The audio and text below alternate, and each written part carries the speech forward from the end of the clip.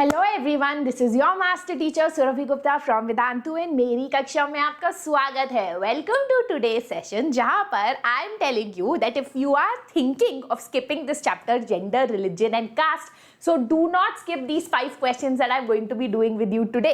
इसका मतलब कि अगर आप सोच रहे हो कि यार जेंडर रिलीजन कास्ट हो नहीं रहा, अभी तक हमने किया नहीं है, हम बहुत नालायक बच्चे हैं, तो कोई बात नहीं, Surabhi ma'am is here to save you. ये 5 क्वेश्चंस करके जाओगे तो अगर कोई क्वेश्चन इस चैप्टर से आता भी है तो इन 5 क्वेश्चंस में से ही आने की उसकी संभावना ज्यादा है।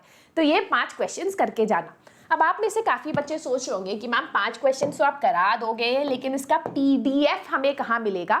तो बेटा नीचे डिस्क्रिप्शन बॉक्स में आपको एक लिंक मिलेगा, है ना, जिसका नाम होगा सोशल स्टडीज एग्जाम पैकेट, है ना। एग्जाम का एक पैकेट मैं आपके लिए बना रही हूँ, और ये जो पैकेट है इसमें हर एक सेशन का आपको पीडीएफ भी मिलेगा।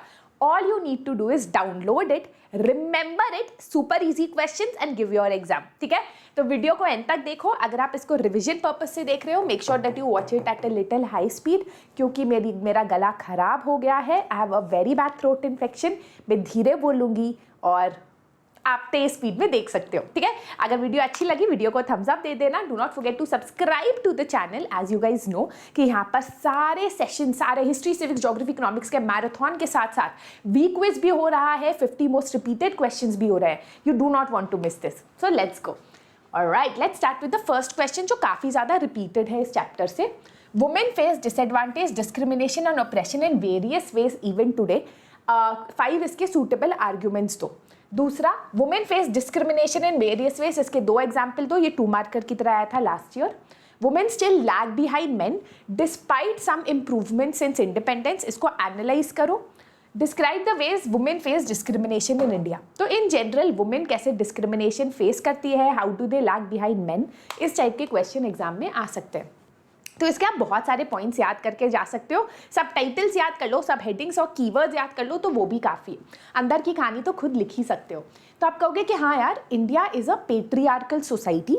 पेट्रियार्कल मतलब that where the rule is of the father, of the man, है ना, and that is why women face many disadvantages, discrimination and oppression in our society and around the world also. पहला point है कि 1 example is low literacy, low female literacy rate. अगर आपको statistics याद है आप कर सकते हो, या फिर आप लिख सकते हो that in India women literacy level is much lower than main, and that is because mummy papa अपने लड़कियों के बजाय लड़कों को प्रेफर करते हैं to send for an education, right.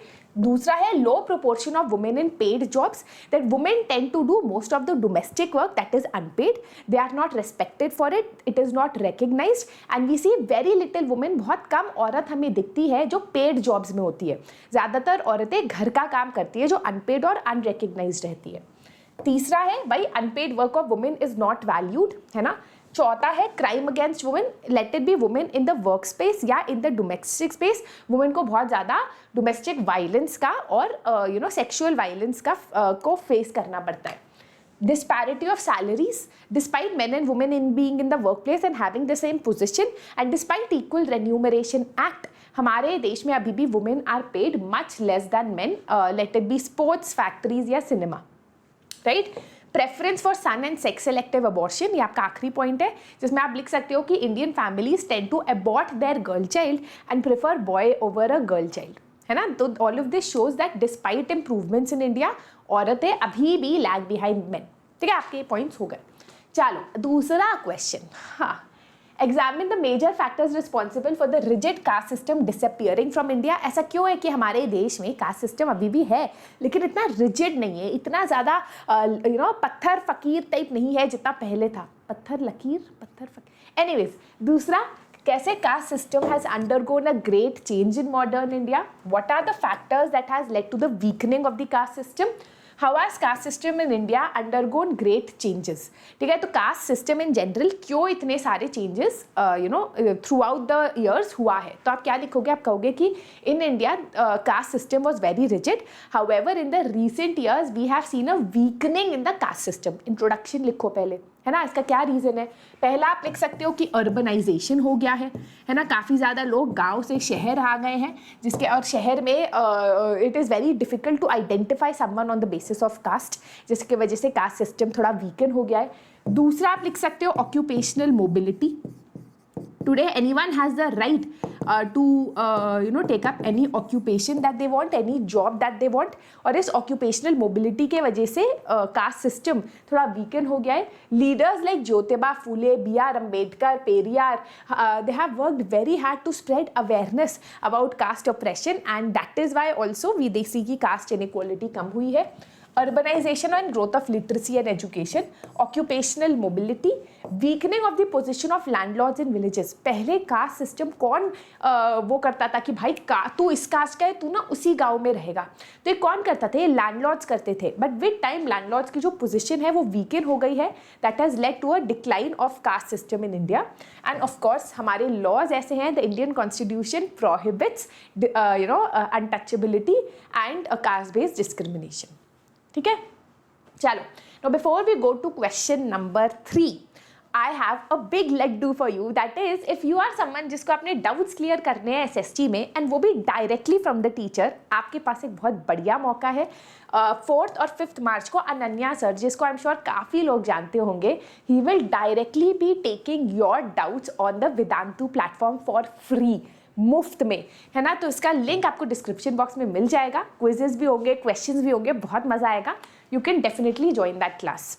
ठीक है, चलो क्वेश्चन 3 पे जाते हैं। Mention 3 forms in which communalism is expressed in politics, describe the solution provided by the constitution framers of India to meet this challenge, define communalism, explain any 3 forms of communalism in Indian politics.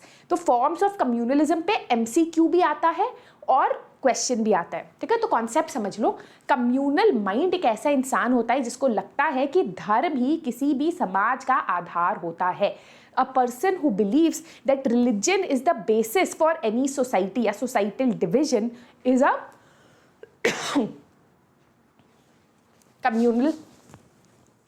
communal mindset। ठीक है, communalism होता है when you believe that because your religion is the dominant religion, है ना, majority religion, तो इसीलिए आपका religion should dominate over the entire country. तो ये होता है आपका communal mindset. It is a situation when one believes of one religion as superior to others and thinks कि आपके जो डिमांड्स है they should be met with the help of the state power, right. अच्छा, अब क्या अलग अलग तरीका है कि हम कम्युनलिज्म देखते हैं। पहला इन एवरीडे बिलीव्स, पीपल जो है लोगों को स्टीरियोटाइप करते हैं, they think that their religious community superior to other religion. दूसरा है urge to form a separate political unit, some people start believing that because their religion is superior and separate from others, therefore they require a separate identity, a separate state, है ना। जैसे Pakistan India का division हुआ था क्योंकि Muslims को लगा कि वो इंडिया के पार्ट नहीं हो सकते, है ना। तीसरा है political mobilisation on religious lines. यहाँ पर भी वी सी के ऑफन लीडर्स जो है रिलीजन के बेसिस पे लोगों से वोट मांगते हैं, अपील करते हैं। एंड चौथा है the ugly form of communalism, जो राइट्स के फॉर्म में हमें दिखते हैं, मैसेकर, वायलेंस के फॉर्म में। फॉर एग्जाम्पल जब इंडिया पाकिस्तान का पार्टीशन हुआ था। My throat. Alright, the 4th question, how does the constitution of India ensure that India remains a secular state? What is a secular state? Explain factors which makes India a secular state। या question घुमा के भी आ सकता है, secularism is not an ideology of some political party or person, but it is the foundation of our country। तो यहाँ आपका keyword है secularism। आपको जो भी secularism के बारे में आता है, जो भी कॉन्स्टिट्यूशन में लिखा है, आपको बस छाप के आना है। तो आप कहोगे India is a secular country according to our constitution.